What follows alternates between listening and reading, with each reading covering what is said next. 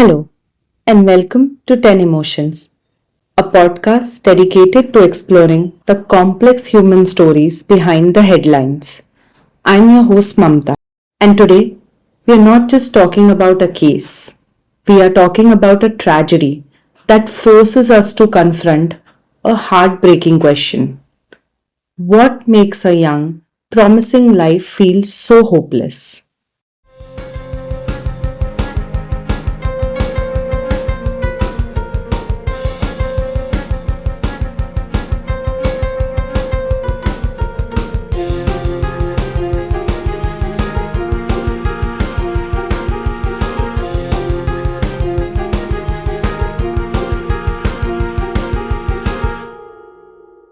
This is the story of a 20-year-old student, a tragedy that unfolded in the calm, beautiful coastal district of Balasore, Odisha, a place known for its temple, traditions, and serenity. A town where life usually moves slowly, quietly, peacefully. And maybe that's why this story shocks us even more, because behind that calm surface, something unimaginably cruel was happening. The victim was a bright, aspiring B.Ed student, which stands for Bachelor of Education. She was the heartbeat of her family. Her parents saw in her a future built on education, a life of dignity and purpose. She was, by all accounts, a fighter. Knowing this makes her last desperate act even harder to accept. Now, at the center of this tragedy was Samir Kumar Sahu, the head of the B.Ed department of her college. He wasn't just another faculty member, he was a figure of authority, someone students were expected to respect, trust, even admire. We all know what a teacher means in a student's life. They are mentors, guides, a source of light and inspiration. Every year on Teachers' Day, we celebrate them, thank them for the wisdom and care they offer. But what happens when that trust is broken? According to the reports, Samir Kumar Sahu didn't just fail his duty, he weaponized it. For months, he allegedly cornered her with threats that went to the very core of her existence as a student. Think about it.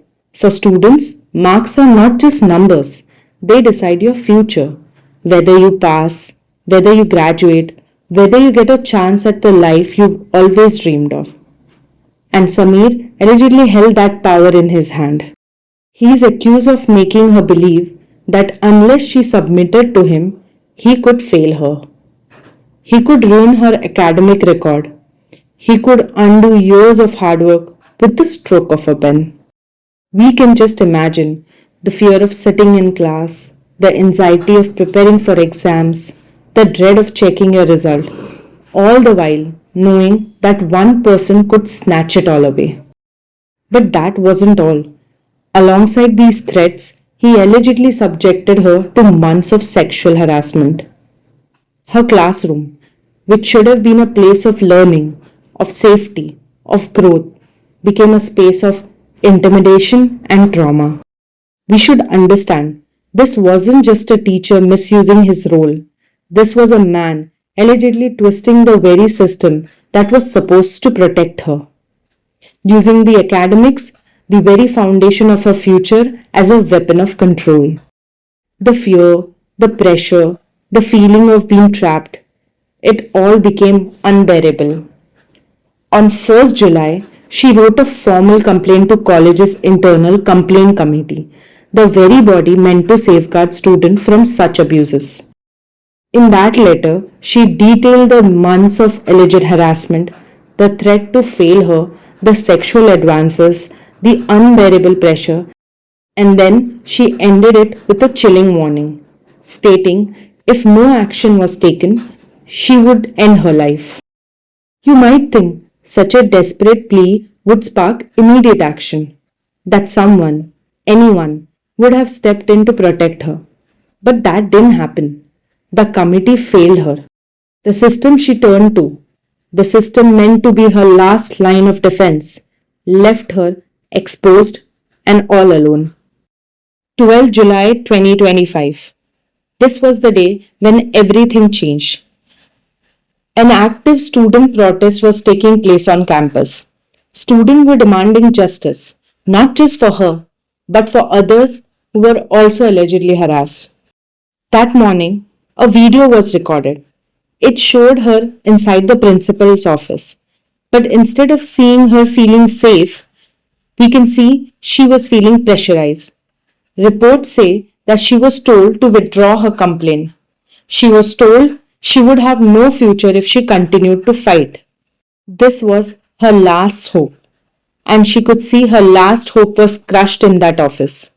Moments later, she walked out, not toward freedom, but toward her final act of protest.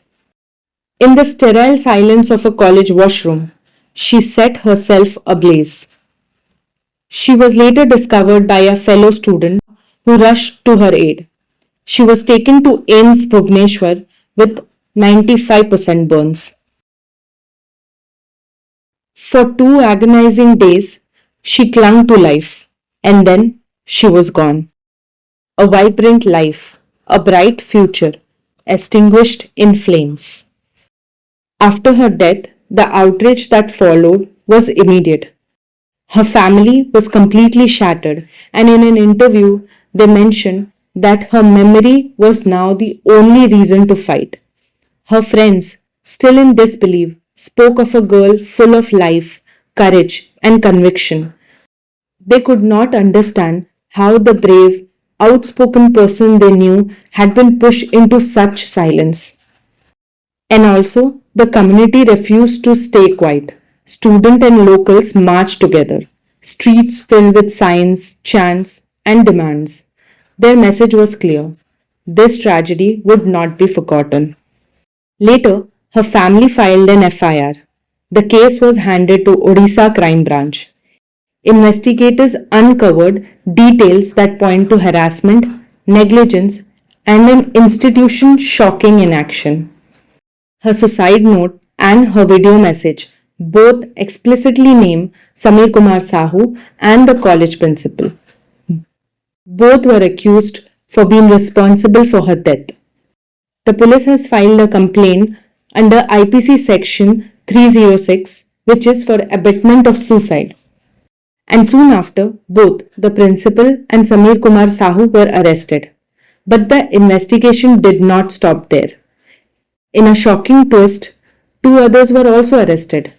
The very student who had rushed to save her, along with another student, investigators allege that they had, in fact, encouraged her to take this extreme step and even recorded her final act on a mobile phone.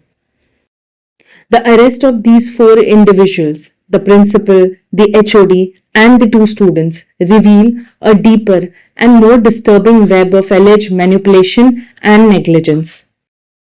The student father has since met state officials demanding justice, demanding that no one who played a part in his daughter's death is spared. The crime branch has filed a charge sheet bringing clear criminal charges against all four accused. What do we take from this? Beyond the courtroom, beyond the arrest, what does it say about us as a society when a student must write a suicide note for her voice to be heard? This case is a brutal lesson in how power can be abused and how institutions, blinded by reputation, can fail the very people they exist to protect. It shows us the devastating cost of silence. It reminds us that a young woman's life, her hopes, her dreams can be stolen, not just by one man, but by a system that looked away. As you reflect on this story, take a moment to think of her. Remember her face, remember her courage. Her life wasn't just lost, it was stolen. Parents, please talk to your children. Make sure they feel safe. And to the young listeners, if you are feeling trapped, if you feel unheard, please reach out. Reach out to a friend, to your family, to someone you trust. Your life is precious, too precious to be destroyed by someone else's greed or cruelty. Thank you for joining me on this episode of 10 Emotions.